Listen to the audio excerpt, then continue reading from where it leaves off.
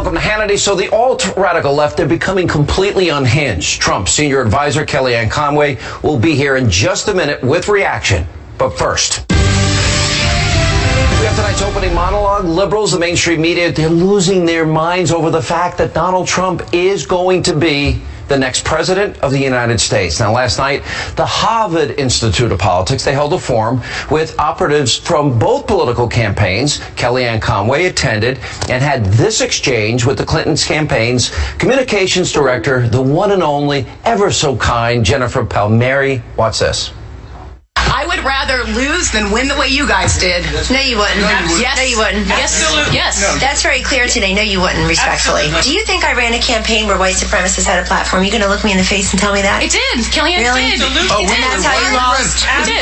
Do you think you could have just had a decent message for the white working class voters? Do you think this woman who has nothing in common with I'm not saying that's why you won, but that's the kind of campaign that was run. Over 200. How about it's Hillary Clinton? She doesn't connect with people. How about they have nothing in common with her? Wow, pretty unbelievable, pretty pathetic. Now, the Clinton campaign, they're still trying to play the race card. Now, her failed campaign, they refuse to admit that their candidate, Hillary, was just a terrible candidate with no vision. Instead, they're throwing out insults and wasting their time with this ridiculous so-called recount attempt. Now, while the sore loser liberals continue with their collective hissy fit, the abusively biased press, well, they're now sinking to even a disturbing new low.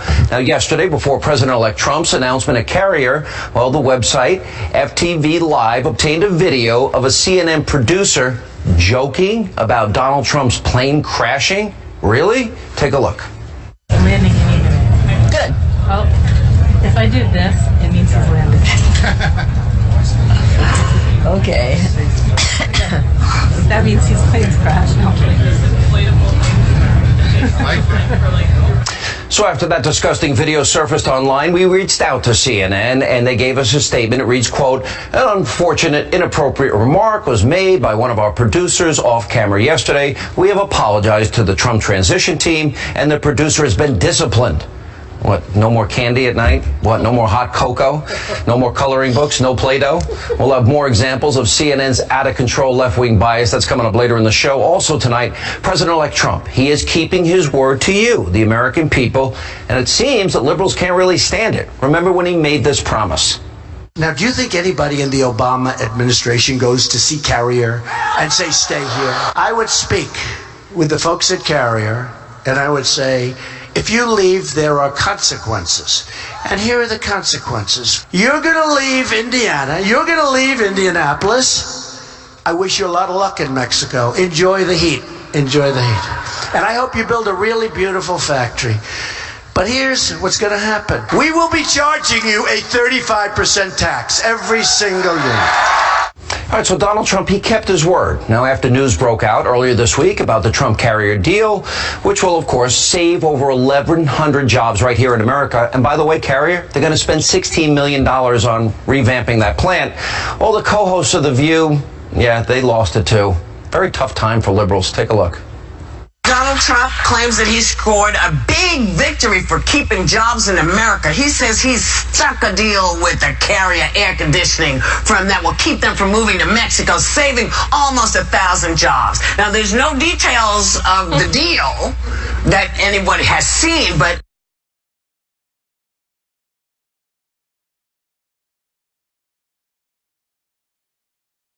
you know, do you think Americans are going to say, oh, well, see, he's keeping his promise? Or are they going to wonder, what did you have to give up in order to keep folks here? Yeah. I hope they do that. I think people, though, do just read the headlines and they're thinking, oh, my goodness, he's bringing jobs back. But at what cost to the American worker? Hear the smugness in their voices. You know, only overpaid media elites like that, completely separated from you, the American people, would complain that American jobs were actually saved, 1,100. Well, they don't seem to understand or even care because, you know what, that carrier deal, you've got hardworking Americans. Guess what? They don't have to worry about putting gifts under the Christmas tree this year. They don't have to worry about paying their bills in the future or keeping their homes and cars or about feeding their families or sending their kids to college.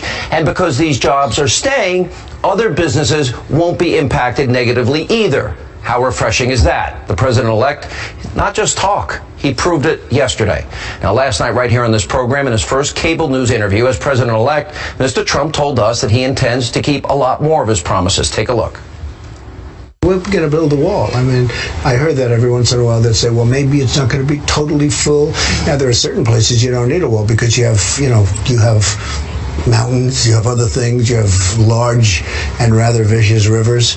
But no, we're building a wall. It's going to be a real wall. We're going to put in a health care bill, a real strong healthcare bill. I think it's going to be terrific. You're still solid on Supreme Court justices, originalists. Yeah, solid on the wall. We have one to appoint very soon. We're going to have to come up with a name. I'm down to probably 3 or 4. Are they from your list? From the list.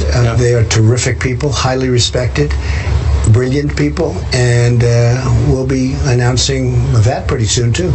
Here now with Reaction Trump senior advisor Kellyanne Conway.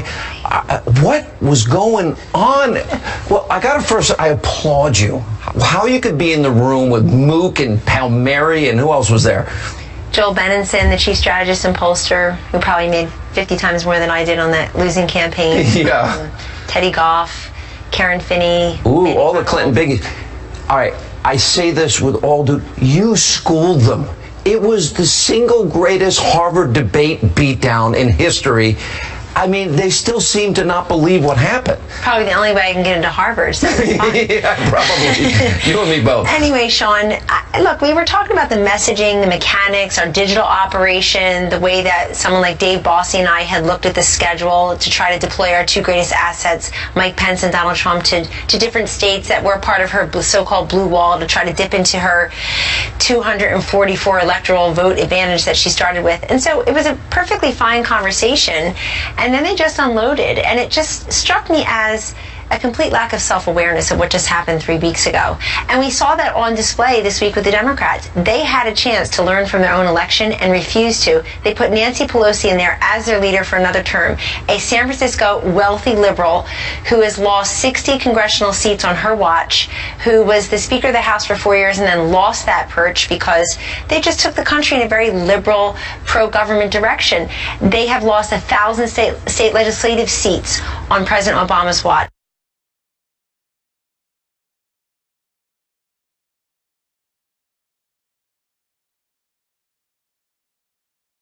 The 5 dozen House seats, over a dozen governors, over a dozen Senate seats, more than that. And so they're not learning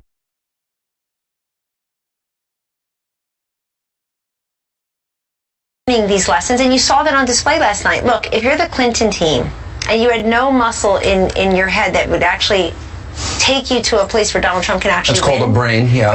No. These are very smart people. These are very smart people. But there was nothing in there that would actually let them even embrace the idea that maybe they would lose and Donald Trump would win. So they just simply weren't prepared for this. And so to think that they had totally missed America, that they don't understand America's concerns, that Americans truly did not like her and did not trust her and did not want her to be commander-in-chief and president of the United States. It's easier to scapegoat Steve Bannon and Jim Comey and Russian intelligence. How about just once in a while saying, we had a lousy candidate who never connected with people, gave absolutely no economic message in places like Western Pennsylvania, in Ohio, in Iowa, in Michigan, in Wisconsin, in Florida, in these places where Donald Trump said peace, prosperity, make America great again, patriotism, renegotiate bad trade deals, kill radical Islamic terrorism forevermore. She talked about them as our determined enemies. The president says they're the JV team, they've been contained. Americans don't believe that. They went for the strength.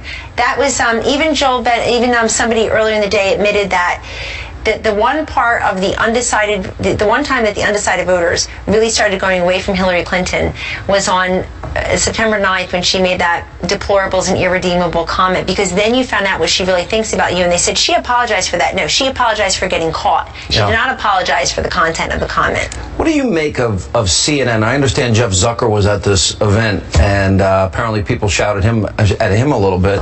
But I guess the more important question is, if you collude with the Clinton campaign and you feed her questions before a town hall, you ask the DNC for questions against your candidate, Donald Trump, that seems to me that of like a fake news organization.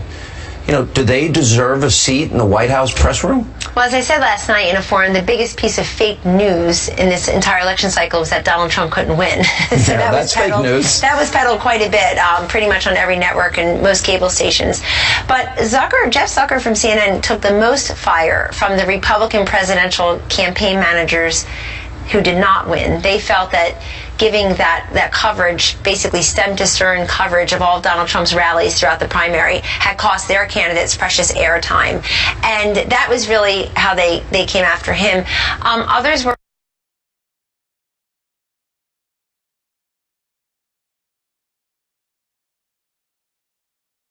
attacking Jeff Zucker for having some of our spokespeople on there, saying they should not have been allowed on because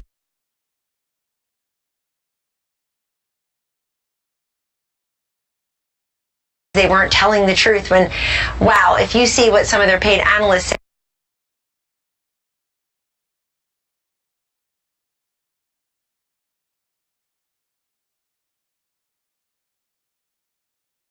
say day in and day out, I would just remind all your viewers, no one on TV is ever under oath. But look, all this goes to in the same direction, Sean. It's very simple. There are people who are part of the permanent campaign. They just can't get over the fact that Donald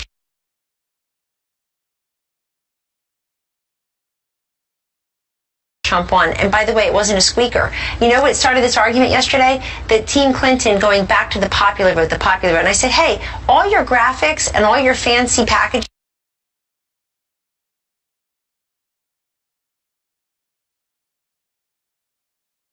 said road to 270, not road to the popular vote. You ran this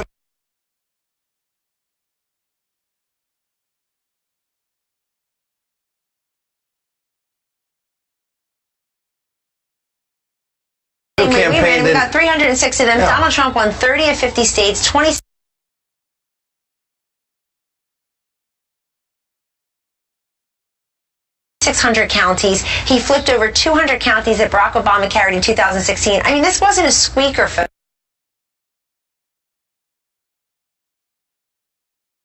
He wanted to push up the popular vote. He would have been in California, New York, New Jersey, Illinois. Yeah.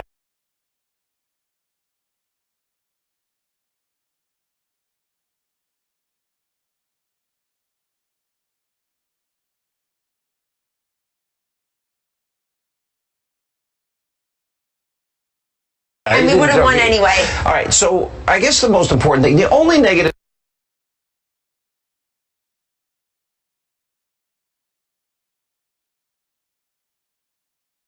thing I hear up to now, but number one, people love you when I'm out and about.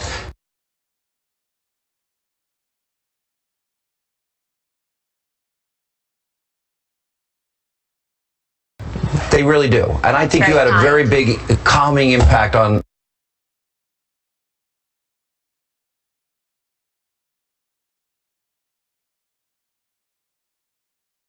Mr. Trump. From what I saw, he's just the best. He's brilliant. Heard the same thing. A lot of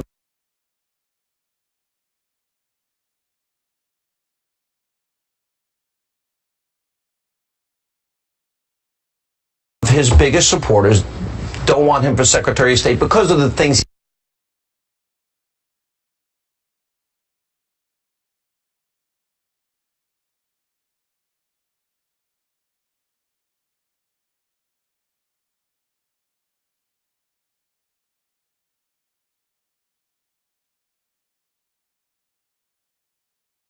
elect. And the other All right, I asked Trump supporters at last night's rally, who's the most biased? We'll get reaction. Michelle Malkin is coming up, and later tonight, Larry Elder, Mercedes Schlapp, and Florida Attorney General Pam Bondi, and Nigel Farage. Straight ahead.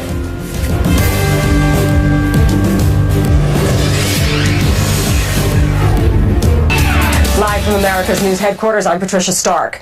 Jurors at the Michael Slager murder trial in South Carolina are getting the weekend off. One juror writing the judge today telling him he could not vote to convict the former North Charleston cop, adding he would not change his mind. Slager is charged with the fatal shooting of Walter Scott, a black man, after a traffic stop. The entire incident was recorded by an eyewitness on his cell phone.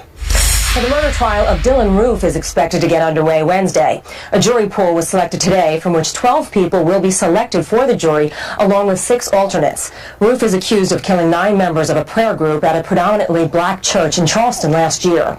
Meantime, Roof's defense attorney is filing a motion Friday to get back on the case, questioning his ability to defend himself. I'm Patricia Stark, and now back to Hannity. For all your headlines, log on to foxnews.com.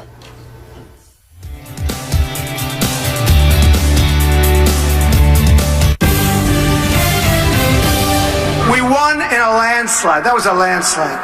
And we didn't have the press. The press was brutal. Remember, you cannot get to 270, the dishonest press. There is no road. Folks, how many times did we hear this? There is no path to 270. How about when a major anchor who hosted a debate started crying when she realized that we won? All right, President-elect Donald Trump sounding off on the corrupt alt-left mainstream media last night in Cincinnati. And true to form, just seconds after the speech ended, the Trump-bashing network, the Clinton News Network, well, they began with this. Take a look. The question is, what kind of president would Donald Trump be? And wow, I mean, it's almost hard to wrap your mind around. I agree with you that there were lots of, divisive comments, especially and unfortunately about the press. This was goodbye to American leadership in the world. It's goodbye to globalization. He's bringing America home. He is going to lead a nativist, nationalistic, populist movement. And if you want to join up with him, fine. But if you don't, forget it. He's going to do it in his pugilistic, narcissistic way. He's not going to change. Look, there's somebody writing speeches trying to calm people down, talk about unity, that throwaway line about, please don't, be mean to each other. There's somebody. A throwaway line, but it's one that he has never given. And I'm happy to hear. I hope he read it as if it were a hostage message. Exactly. It did not come from the heart. All right, so last night in Cincinnati, I had the opportunity to ask some of Trump's supporters attending the rally what they thought of the mainstream media's treatment of President-elect Trump. Take a look. How many of you think the media in this country has been unfair to Donald Trump? All right, who's been the worst in the media? CNN. ABC, who else? MSNBC, who else? CNN. Here now with reactions, syndicated columnist, the host of the upcoming series, Michelle Malkin Investigates on CRTV.com. Is Michelle Malkin, old friend? I missed you. We haven't had you in a while. Congratulations on the new series. I'm very happy for you. Well, thank you. I appreciate that. Very excited about hosting my own investigative show, but more excited to be back with you here, Sean. We missed you, and I know it's been too long. All right, so I asked people. They get it. They understand what happened in this election. I made a comment that if you colluded with the Clinton campaign, if you were feeding questions to her before a debate like CNN or seeking questions for Donald Trump from the DNC, that probably you don't belong in the White House press office, because I kind of view that as fake news. What are your thoughts? Well, I think you raise a very good point, and I hope that your friends in the upcoming Trump administration are listening. There need to be consequences for the dishonesty and for the fakery and for the agenda-driven journalism, quote unquote, that has been allowed to have free reign in Washington for far too long. And as I said, I am reveling in all of the tears that we're seeing from the buttercups and the snowflakes who are in full meltdown in the elite MSM. It is about time that they be called out, and I think that that Donald Trump has the prerogative to remind these people of how wrong they were, and I hope he does it not only in Ohio as he did last night, but everywhere else where he's going to thank the voters who ignored all of the fake news and did the right thing for the country. You know, that's really what happened. I call this the forgotten man, the forgotten woman election. And I gave out statistics. I won't repeat them now for an entire year. I know you know what they are. But there's so many millions of Americans suffering in poverty, on food stamps, out of work, lowest home ownership rate in 51 years. She couldn't tap into that. She didn't seem to understand what was happening.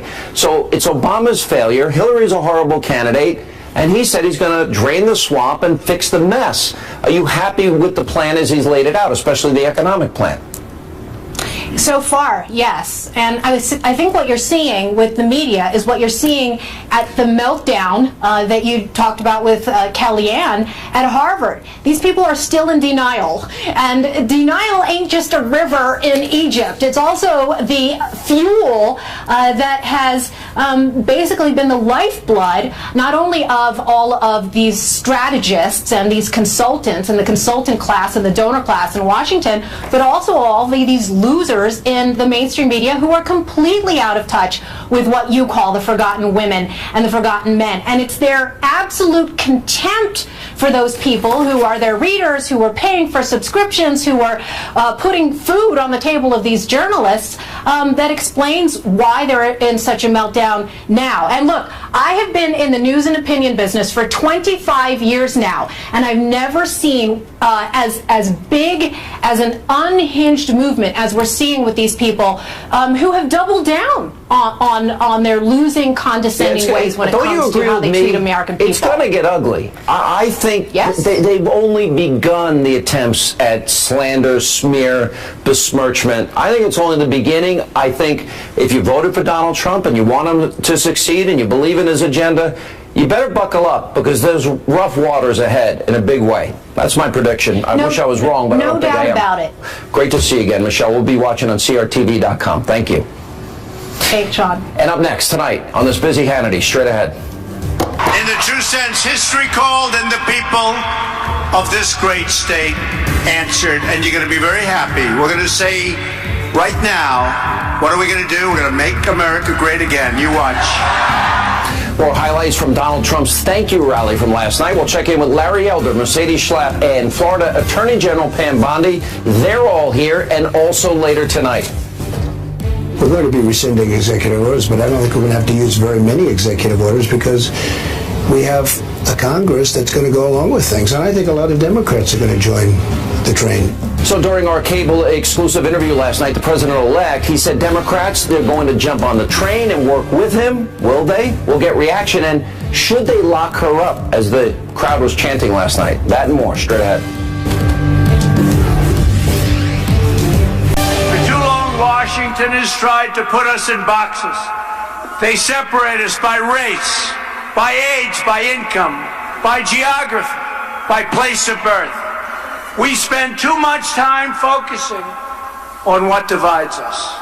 Now is the time to embrace the one thing that truly unites us. You know what that is? America, America. It's America.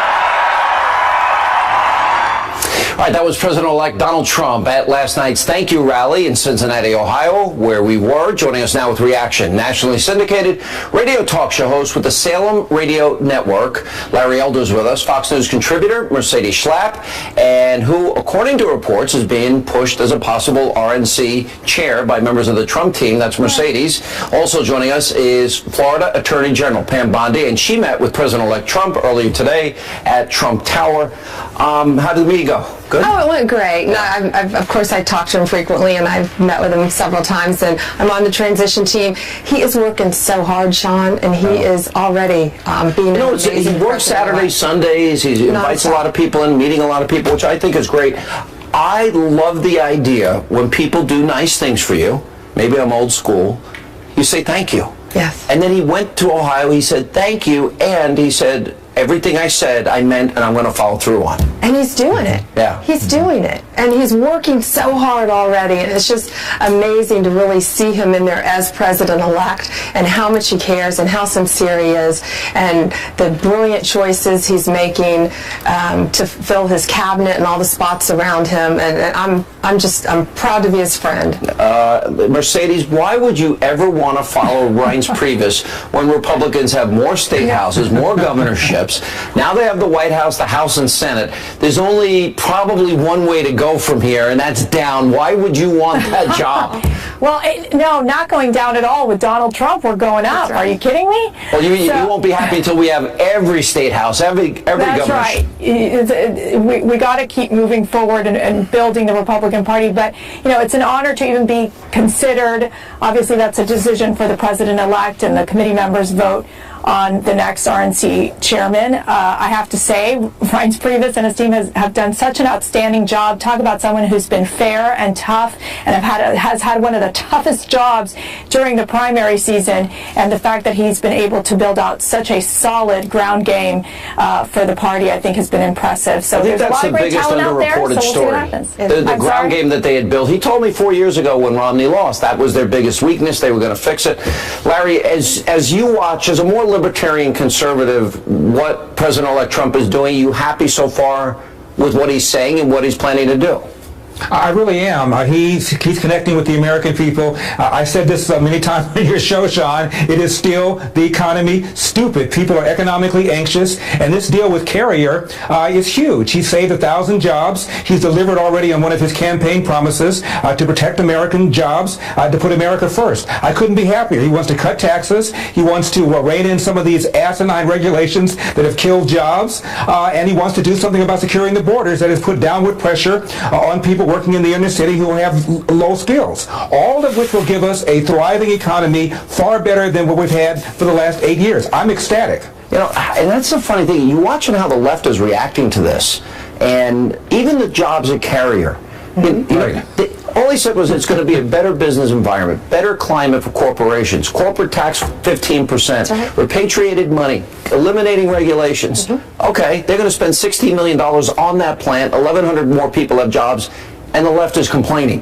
The women of The View went insane. How in the world could they complain? These families are now going to have, and I think I heard you say this, a great holiday, a Christmas. They're going to have jobs. They're going to be able to keep their homes. He's doing exactly what he said he was going to do. He's helping people. Yeah. When you meet with him, what is he asking you?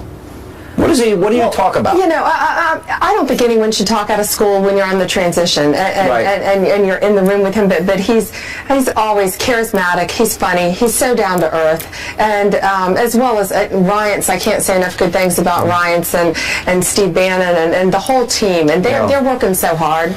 Mercedes, you took a lot from the Never Trumper people. You and your husband Matt, you guys were kind of isolated there in Washington a little bit for a while, right?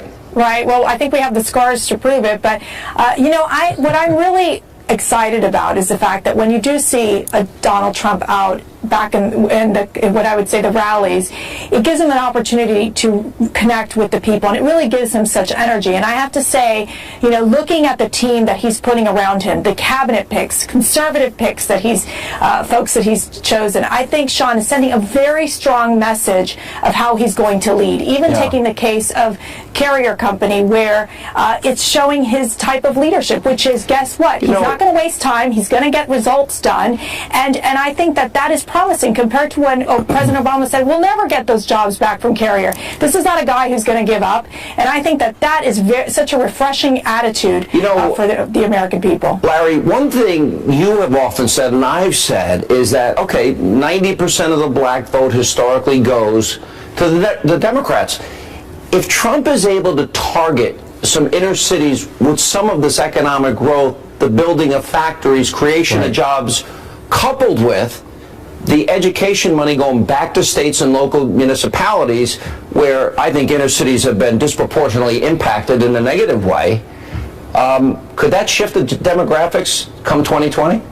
I think it's already happening. And don't forget vouchers. This is a man who wants to give inner city parents a choice. And the polls overwhelmingly show black and brown parents living in the inner city do not want to be told where to send their kid to an underperforming government school. He wants to give them vouchers so that the money follows the child rather than the other way around. That alone is going to improve the black vote. And already he's done way better with the black vote than John McCain did, than Mitt Romney did 4 years ago. He got a higher percentage of the black vote. He got a higher percentage of the Hispanic vote than Mitt Romney did, despite his alleged hostility towards Mexicans. All right, guys, good to see you all, and appreciate you being with us. And when we come back on this busy news night here on Hannity.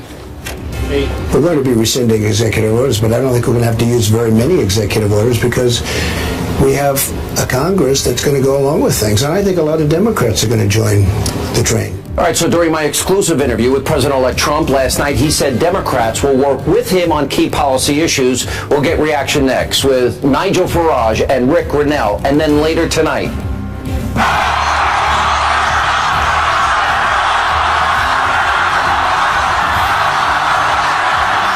The crowd again chanting, "Lock her up," at the rally in Cincinnati last night. Should that happen with the new Attorney General, Bo Dietl, Doug Schoen? They weigh in, and more tonight straight ahead on Hannity.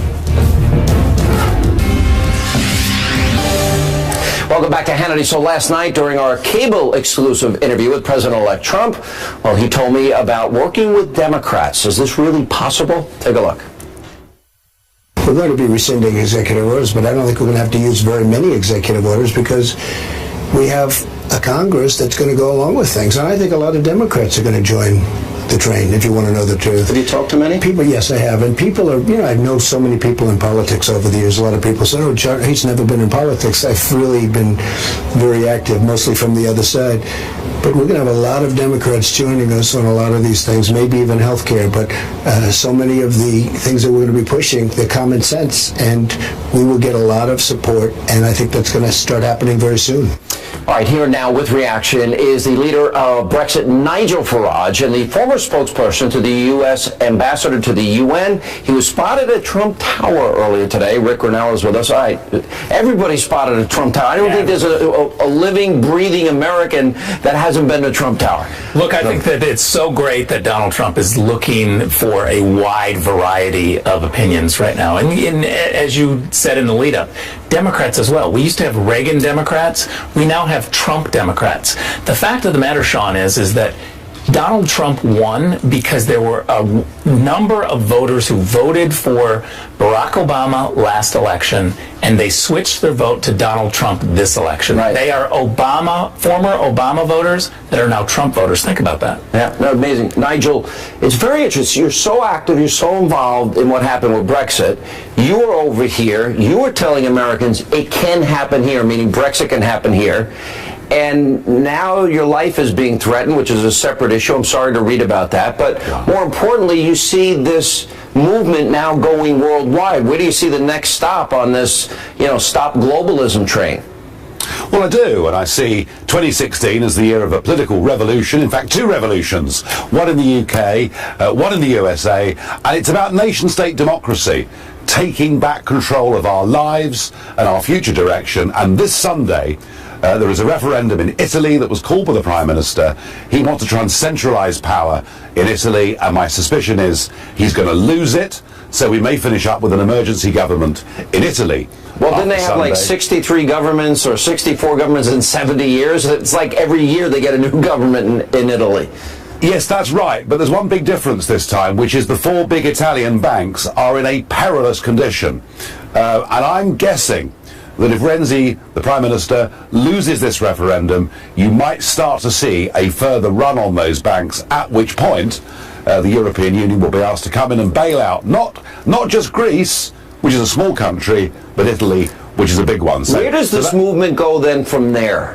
Where do you see that? Do you see this now even expanding out further throughout Europe, especially? I read the other day that the second most popular name given to babies in Great Britain is Mohammed. The Islamization of Europe. I've talked about it a lot. We talk a lot about the terror attacks that have been taking place in Europe. Is this because there hasn't been vetting and multiculturalism? What do you think it is? Well, look, I mean, let's be honest, as far as most of the European Union is concerned, it's because Mrs. Merkel last year said, as many of you that want to come can come. Oh, and by the way, we're not going to vet a single one of you or see whether any of you really qualify as refugees. Some did, but an awful lot didn't. So that's led to, huge increasing tensions. Remember this, of the 8 people that committed those atrocities in Paris exactly a year ago, 5 of them got into France, crossing the Mediterranean on those boats. If that wasn't warning enough, I don't know what was. Also on Sunday this week, the Austrians are rerunning their presidential election. The president in Austria being the head of state, not with much executive power, but still very important. And I would put my money on the Freedom Party's Mr. Hofer winning that election. And it'll be seen to be the first time that a far-right party has taken the presidency or the prime ministership of a European Union country, and he will be calling for Austria to have a referendum on their membership of the European Union. The biggest challenge I think that President-elect, soon-to-be President Trump will have is with the issue of immigration and vetting refugees, because I believe some Republicans will oppose him. Lindsey Graham is trying to lock in the so-called dreamers now and offer them amnesty, etc. Look, I think just getting rid of sanctuary cities and enforcing the laws is going to be hard work. Think about that. By the way, that's all he has to do. The laws are there. Right, the laws are there. We don't need any more. We don't need new laws. We need to enforce the ones we have. And people who want sanctuary cities, who want political cities, where you get to pick and choose which laws you abide by, that's going to have to go away. And that's a fight that I think we relish, because Republicans will win on that. All right, guys, good to see you both. And thank you, Rick. And Nigel, you're a rock star. You've become a hero here in the States, my friend. Thank you. Very kind. And up next tonight on this busy news night on Hannity.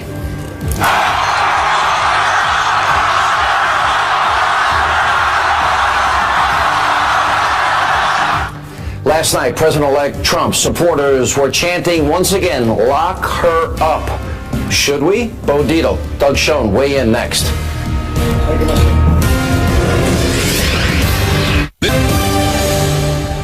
We did have a lot of fun fighting Hillary, didn't we? Right?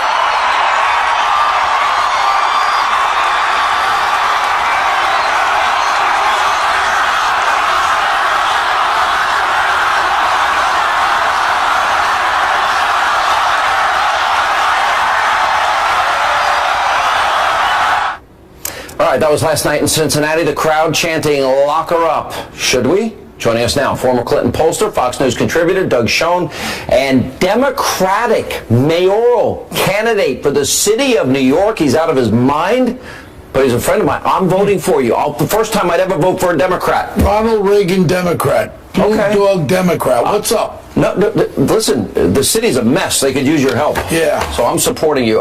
Doug, you believe in equal justice under the law, correct? I do, sure. Okay, if Hillary is found to have broken the law, either on the Clinton Foundation or the email server, and by the way, mishandling of emails is against the law, should she be treated different than Christian Saucier, who's now in jail for a year because he took 6 pictures when he was working inside a submarine? Should she get better treatment than him? I don't think it's a question of better treatment. I think there's a different and larger question, Sean, which is bringing the country together. As Donald Trump said, and I agree with him, there's no purpose in But that's not his. being He knows prosecuted. that's not his call. That's not his focus, which I think is the right thing to do. I agree with his judgment. But if Christian I think the judgment Saucier is in jail for 6 pictures on a phone of a submarine, and Hillary broke the law like he did, why would she get different treatment? Well, it isn't clear that she did break the law, but there's prosecutorial discretion in this country, and I think the discretion is he goes to jail. I think the discretion is the country comes together and we work to solve common problems, not relitigating old fights. You know, we have Chavez there with the Oversight Committee. They're investigating. Yes, they're investigating right now. You have the $12 million from Morocco into the Clinton Foundation. You have the $500,000 going to that state senator candidate in Virginia being earmarked by the governor. You have so many instances there. They started the investigation. You have to finish. If there's any criminality. We got to continue. Right. Also, you have the Justice Department. You have a new sheriff in town, a new United States attorney that is not like Loretta Lynch. And if they have evidence, hey, look, if you break the law, you commit a crime. I don't care if you lost the election. What if she won? She would be going all guns against Donald Trump. You know what? If you broke the law, you've got to serve your time. All right, we're going to let our audience decide. Bo Dietl, I think you're crazy, but good luck. I don't vote in the city of New York. By the way, Bo, this is not the way to get elected mayor of New York by attacking Democrats. Free advice from New York City. He would be the first Democrat I ever consider voting for. Well, hold on a second. How about voting for the man and forget about the party label? My heart is with New York, and I love it, and that's what I'm running for, the mayor of New York. We got a break. Well, that's a better program for you. All right, guys. Thank you. When we come back, we need your help. A very important question of the day. Straight ahead. Allied is